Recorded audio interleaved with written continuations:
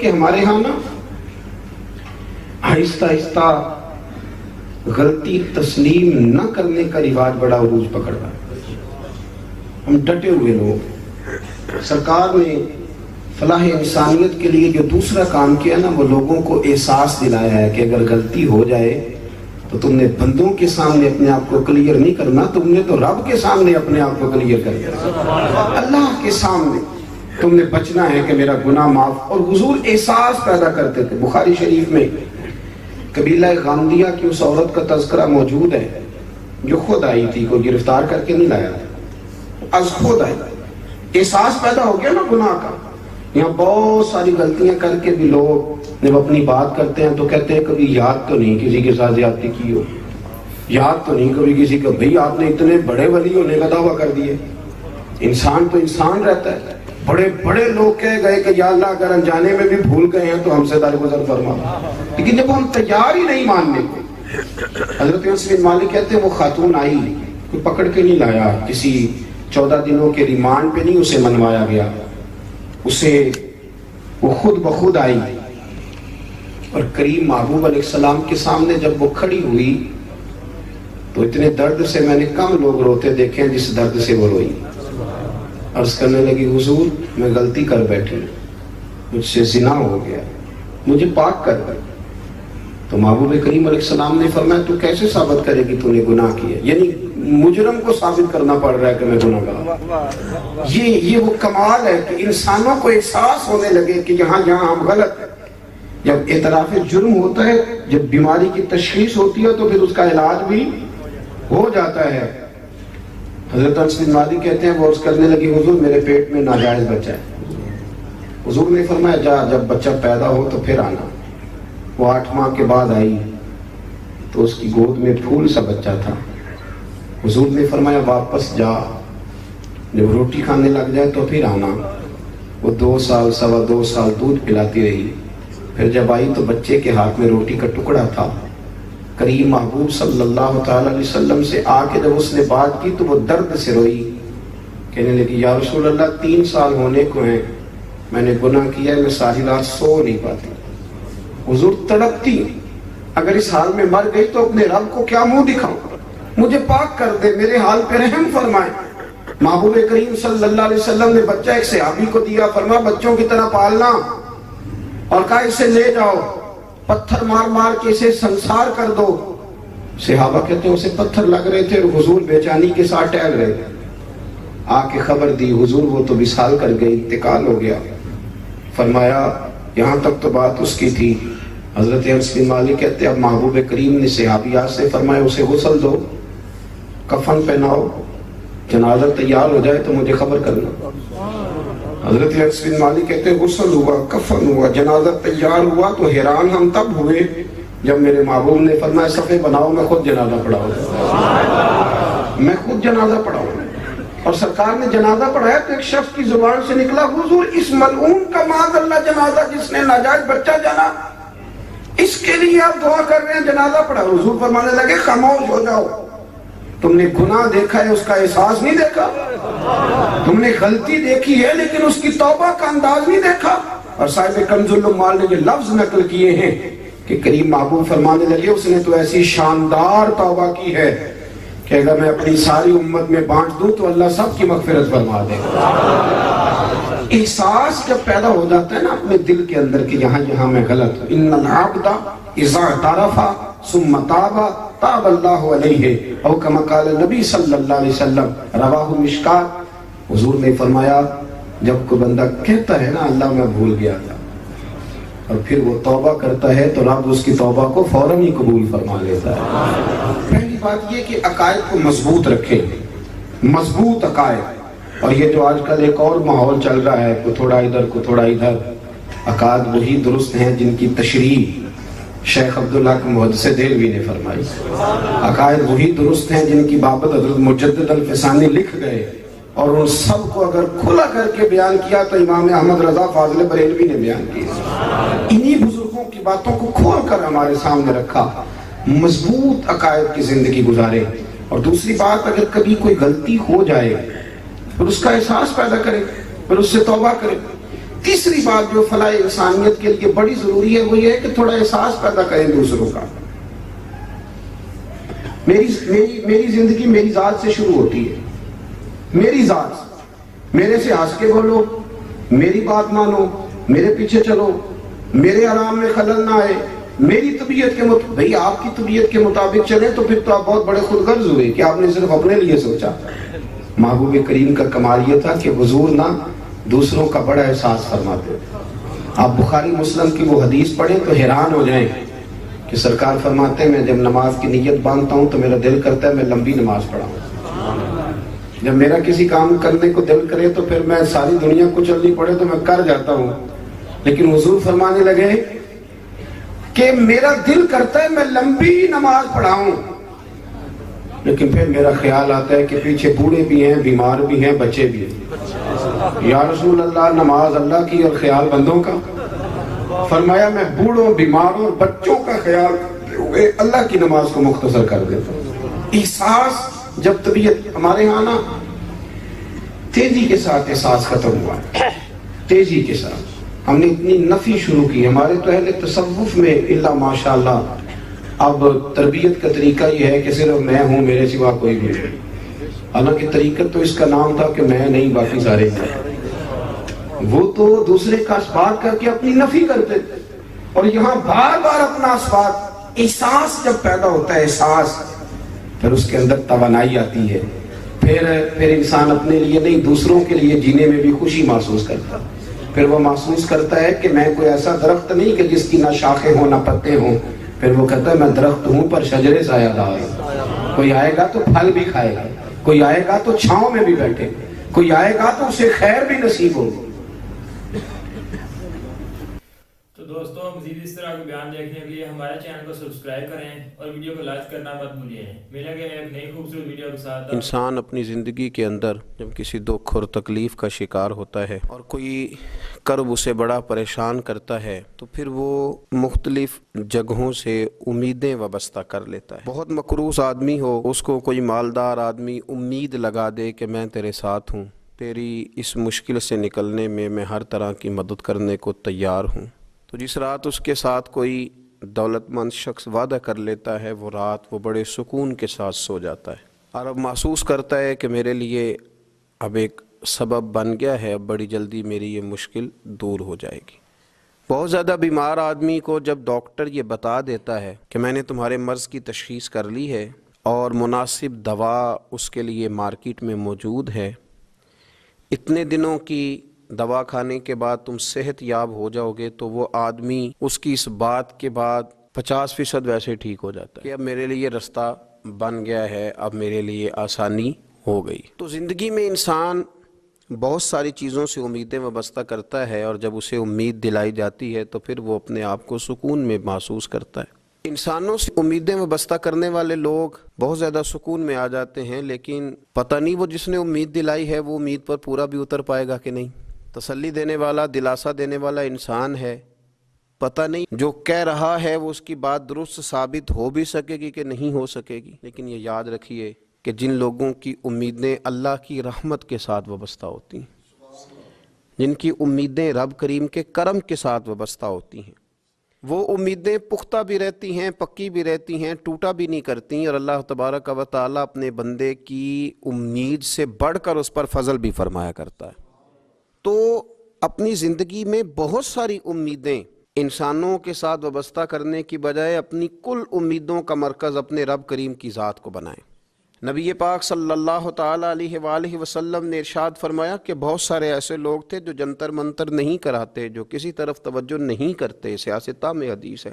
فرمایا قیامت کے دن اللہ تبارک و تعالیٰ حکم فرمائے گا کہ وہ کہاں ہیں جنہوں نے صرف میری ہی ذات پر بھروسہ کیا. تو وہ لوگ کھڑے کیے جائیں گے تو اللہ تبارک و تعالیٰ ان سے حساب نہیں لے گا، انہیں بغیر حساب کتاب جنت عطا کر دے گا.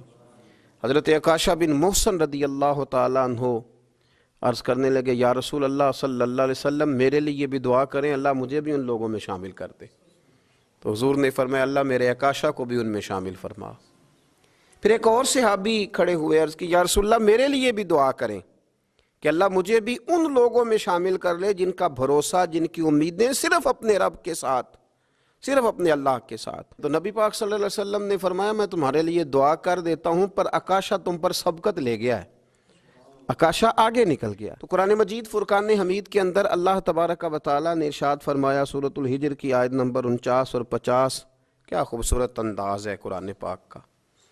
اور کچھ آیات اور کچھ احادیث ایسی ہیں تو انسان پر وجد طاری کر دیتی ہیں، جو اسے جھومنے پر مجبور کر دیتی ہیں، جو یوں محسوس ہوتا ہے کہ جیسے ایک ایسی قوت پیدا کر دیتی ہیں انسان کے وجود کے اندر کہ وہ محسوس کرتا ہے کہ آج ہی تازہ ہو گیا ہوں، آج کھل گیا ہوں۔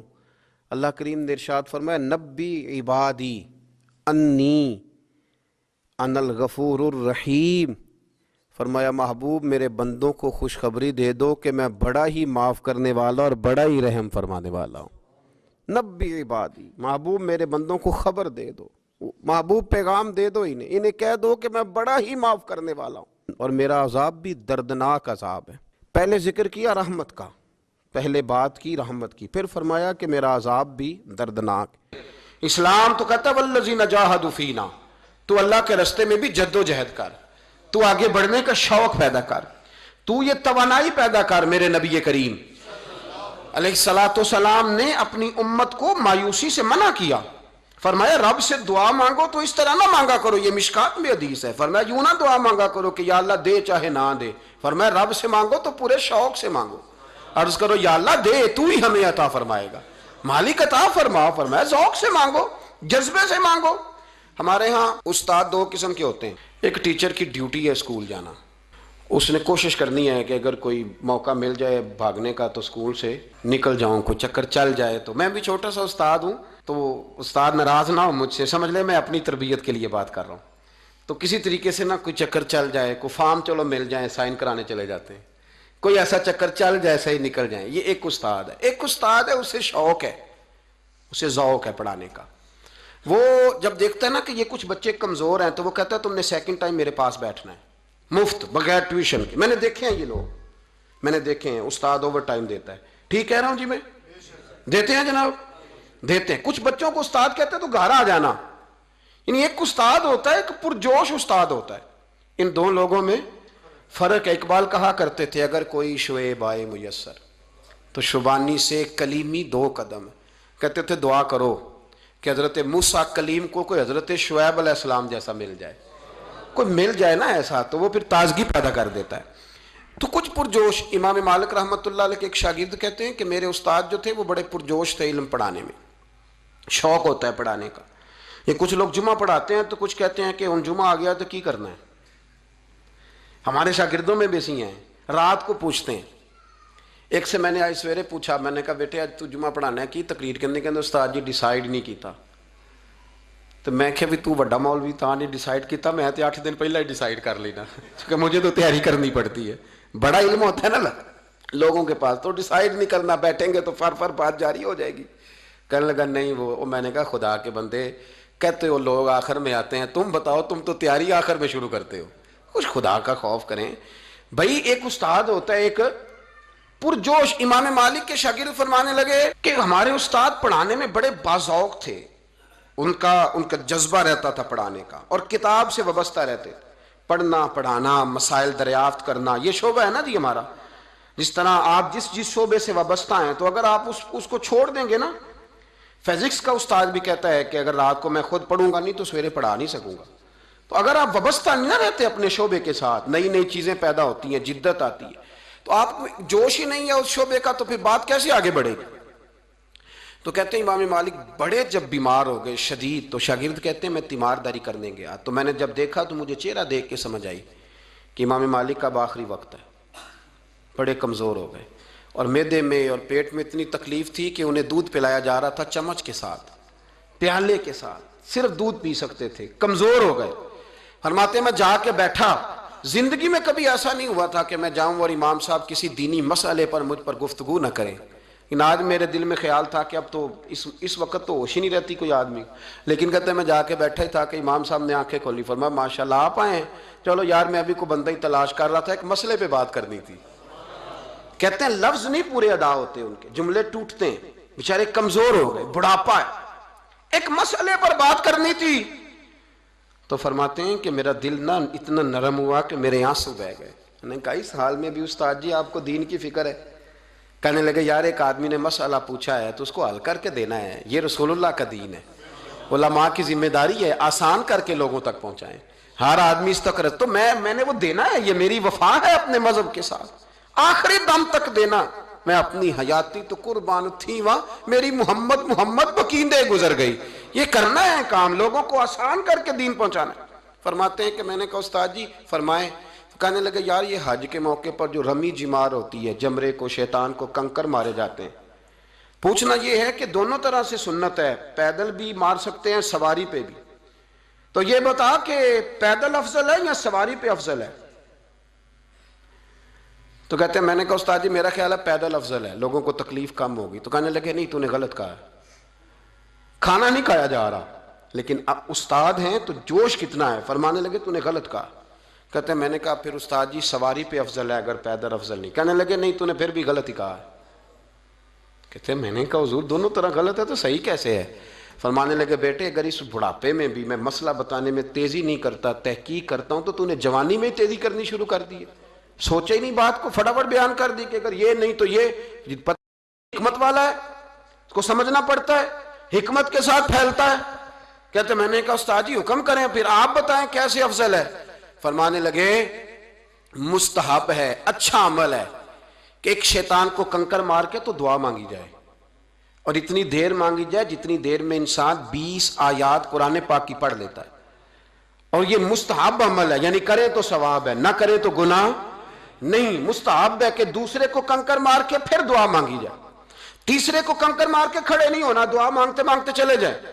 تو فرمانے لگے مسئلہ سن، جس نے چونکہ مستحب ہے مانگے چاہے نہ مانگے، تو جس نے تو کنکر مار کے دعا مانگنی ہے نا، اس کے لیے افضل یہ ہے کہ وہ پیدل کنکر مارے. اور جس کا ارادہ دعا مانگنے کا نہیں نا، اس کے لیے افضل یہ ہے کہ وہ سواری پہ بیٹھ کے کنکر مارے. تو دونوں جہتیں بدل جائیں گی. فرماتے ہیں اس بڑھاپے اور کمزوری میں نے امام مالک کی وہ فقاہت دیکھی، اور فرماتے ہیں جب فارغ ہو کے نا امام مالک سے میں باہر نکلا، سلام لے کے میں دروازے پہ پہنچا تھا، ابھی کمرے کے دروازے پہ امام صاحب نے بلند آواز سے کلمہ پڑھا اور ان کی روح پرواز کر گئی. بلند آواز سے کلمہ پڑھا، روح پرواز کر گئی. اتنا دین کا جذبہ، شوق، اتنا طبیعت کے اندر درد دین کے لیے کہ آخری وقت تک مسائل دین میں غوطہ زنی کس طرح کر کے امت کو آسان دین پہنچایا جائے. قرآن مجید کی بڑی معروف سورہ ہے، سورہ عصر. صحابہ کرام علیہم رضوان جب ایک دوسرے سے ملتے تھے تو سورہ عصر کی تلاوت کرتے تھے. حضرت امام شافعی رحمۃ اللہ علیہ فرمایا کرتے تھے کہ جو دین کا پورا مزاج سمجھنا چاہے وہ سورہ عصر کی تلاوت کرے. پورا مزاج اس کا دین کا سمجھ آ جائے. میں آپ سے عرض کرتا ہوں کہ جو واقعہ کربلا سمجھنا چاہے وہ بھی سورہ عصر کی تلاوت. فرمایا والعصر محبوب تیرے پاک زمانے کی قسم، ان الانسان لفی خسر، بے شک انسان نقصان ہے، خسارے میں ہے انسان. یا اللہ ساری فرمایا نہیں، دن میں 4 خوبیاں ہوں اور چاروں کٹھی بیان کی قرآن پاک، اور چاروں کا مجموعہ بیان کیا. یہ نہیں فرمایا کہ یہ ہو یہاں، یہ ہو یہاں، یہ ہو یہاں، چاروں میں سے ایک نہیں، چاروں ہی ہیں. کون کون سی؟ بے شک انسان نقصان میں ہے، الا الذین، سوائے ان لوگوں کے، آمنوا جو ایمان لے آئے. بات ختم ہو گئی. فرمایا نہیں، وعملوا الصالحات، پھر نیک اعمال بھی کیے. بات ختم ہو گئی. فرمایا نہیں، نیک اعمال کرنے کے بعد پھر پیغام حق بھی دیا. وتواصوا بالحق، آپس میں حق بات کی نصیحت بھی کی. ایمان لائے، پھر انہوں نے نیک اعمال کیے، پھر حق بات کی نصیحت کی. اور جب کوئی حق بات کرتا ہے، مشن پہ نکلتا ہے، تو اسے تکلیف بھی اٹھانی پڑتی ہے. یہ ہو نہیں سکتا کہ آپ محنت کر رہے ہوں، مشقت کر رہے ہوں، حق کی بات کر رہے ہوں تو آپ سکھی رہیں. وَتَوَاصَوْا بِالْحَقِّ وَتَوَاصَوْا بِالصَّبْرِ، آپس میں حق بات کی کو نصیحت کرتے رہے، اور جب انہیں تکلیف پہنچی تو ایک دوسرے کو صبر کی وصیت بھی کرتے رہے. افرغ علینا صبرا وثبت اقدامنا، اے اللہ ہم پر صبر انڈیل دے. افرغ علینا صبر، اللہ ہم پر صبر، اس طرح بارشیں ڈالی جاتی، انڈیل دی جاتی ہے، پانی انڈیل، یا اللہ اتنا صبر دے کہ ہم صبر میں نہا جائیں. ثبت اقدامنا، ہمارے قدم جما دے. یہ مومنوں کی دعا، اللہ ہمارے قدم. یاد رکھو بھائی، یہ مشن ہے ایک مسلمان کا. پہلے ایمان لائے، پھر ایمان لانے کے بعد ڈائریکٹ تبلیغ نہ شروع کریں، پھر نیک اعمال کریں. یعنی دین صرف بیان کرنے کا نام نہیں، دین بیان کرنے سے پہلے دین پر عمل کرنا. دین پر باتیں بڑی سادی ہیں پر ہیں بڑی معنی خیز. دور دراز سے مریدنی چل کے آئی، بیٹا لے کے آئی، بابا فرید سے کہنے لگی شکر بڑی کھاتا ہے، خدا ہم کر دیں. آپ نے فرمایا کہاں آنا. پھر دور دراز موٹر سائیکل گاڑی کار تو تھی نہیں، بڑی مشکل سے واپس گئی. اگلے دن پھر آئی، حضرت کی کام کر لے، بڑی شکر کھاتا ہے. بابا صاحب نے ماتھا چوما، بچے کو سمجھانے لگے، کہنے لگے بیٹے ہر چیز کی ایک مقدار ہوتی ہے، زیادہ کھاؤ گے بیمار ہو جاؤ گے، دانتوں کو مسئلہ بن جائے. طبیعت بوجھل رہنے لگی ہے. پتر زیادہ نہ کھایا کر، تھوڑی سی حسب ذائقہ لے لیا کر، زیادہ ٹھیک نہیں. سمجھایا، پہلایا، پیار کیا. بابا صاحب رحمۃ اللہ علیہ نے جب اس بچے کو سمجھایا تو مریدوں کا اپنا معیار ہوتا ہے. تو مریدی سوچنے لگی کہ بابا جی کے 2-4 جملے کہہ لیتے تو کل ہی فرما دیتے. یہی کہنا تھا، اگر وہ کل کہہ دیتے، اتنا صبر کرا دیا. کہاں گئے اور کہاں واپس آئے. تو بابا صاحب کہا نہیں اس نے. بابا صاحب اس کی طرف دیکھ کے کہنے لگے بیٹے تو یہی سوچنے میں اتنا لمبا سفر کرایا اور پھر جملے 2-4 کہے. ٹھنڈی سانس لی. بلیوں کے امام بابا فرید فرمانے لگے پتر کل اس لیے تبلیغ نہیں کی کہ کل میں نے خود بڑی شکر کھائی. کل اگر یہ تبلیغ کرتا تو میرے لفظوں میں اثر نہیں ہونا تھا، تاثیر نہیں تھی. پہلے عمل کرو، عمل ہی نہیں ہے. یعنی آپ کسی کو چھیڑ دیں کہ مجھے تقریر سنا کے مجھے کیسا ہونا چاہیے، ہر وقت لیکچر دے دیتے ہیں. اور اگر آپ کسی کے ہاتھ میں تسبیح دیں کہ تم نے 1.5 گھنٹہ تقریر کی ہے، جب 35 منٹ درود شریف کی بات ہے، تو یہاں ان سے نیند آ جائے گی یا کام یاد آ جائے گی اور نکل جائے گا. بھائی عمل، پہلے کلمہ پڑھو اور ایمان مضبوط کرو، پھر اس کے بعد عمل کرو. امام حسین رضی اللہ تعالیٰ عنہ کو کمال یہ ہے کہ ان کے کلمہ پڑھنے کا کوئی واقعہ نہیں کہ فلانی چیز دے کے کلمہ پڑھ گئے. فرماتے ہیں مجھے کلمہ گود میں ملا ہے، اور فرماتے ہیں لوگ کلمہ پڑھ کے مسلمان ہوتے ہیں، لیکن میں وہ خوش نصیب ہوں. گویا امام علی مقام کو خوش نصیب ہیں کہ کلمے والے نبی نے خود ان کے کان میں اذان پڑھی ہے، حضور نے خود کان میں اذان پڑھی. اتنا مضبوط ایمان، خود نبی پاک نے ان کے کانوں میں اذان پڑھی. رسول کریم نے انہیں گھٹیاں عطا فرمائی، نبی کریم نے انہیں لواب دہن حضور کا. حضرت عبداللہ بن زبیر، حضرت زبیر بن عوام کے بیٹے. زبیر بن عوام کون ہے؟ پھوپھو زاد. ماشاءاللہ ہماری قوم کو پتا کہ اللہ کے وجہ سے سچی بھی تھوڑا جا پوچھتے پچھتے نہیں تو ہمیں پتا ہے. سنیں، حضرت زبیر بن عوام نبی پاک کی پھوپھو کے بیٹے. حضرت زبیر بن عوام حضرت ابوبکر صدیق کے داماد. حضرت اسماء حضرت عائشہ کی بڑی ہمشیرہ ہیں، وہ ان کے ساتھ بیائی گئی. اور نبی کریم علیہ السلام نے فرمایا ہر نبی کا کوئی رازدار ہوتا ہے جس کے ساتھ وہ تنہائی کرتا ہے. میں جب تنہائی کرنے کو دل کرے تو میں زبیر بن عوام کو بلاتا ہوں. بڑے کمال کے آدمی حضرت زبیر بن عوام. میں نے پورا جمعہ پڑھایا تھا صرف ان کی شخصیت پر. ہمیں پتہ نہیں ہے نا کہ اللہ کے خاص لوگوں میں حضرت زبیر بن عوام خاص لوگ. حضرت عبداللہ بن زبیر جس دن پیدا ہوئے نا، حضرت زبیر بن عوام کے بیٹے جس دن پیدا ہوئے، یہودیوں نے یہ کہہ دیا تھا جب مسلمان آئے تھے نا تو یہاں بیٹیاں ہی پیدا ہوتی تھی. انہوں نے کہہ دیا تھا ہم نے جادو کرا دیا، مسلمانوں میں بیٹے نہیں ہوں گے. تو سب سے پہلا بیٹا حضرت زبیر کے یہاں پیدا ہوا حضرت صدیق اکبر کے نواسے. ابوبکر صدیق بڑے شاندار آدمی تھے. نواسے کو گود میں اٹھایا، جن گلیوں میں یہودی رہتے تھے وہاں سے گھما کے گزرے.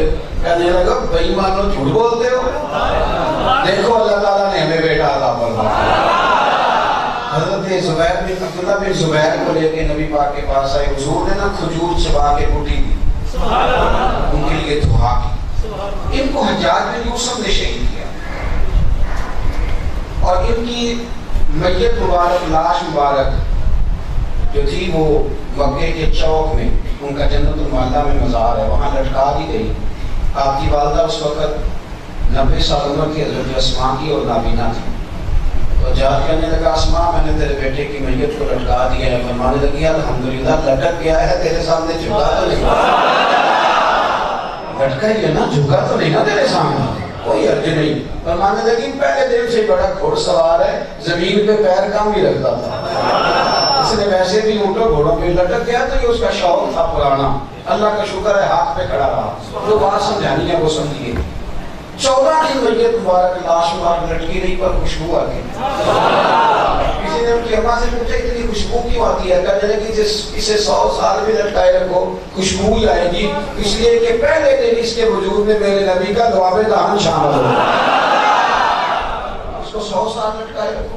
حضرت امام حسین کو حضور نے لعاب دہن سے کوٹی اور ایک دفعہ نہیں کی.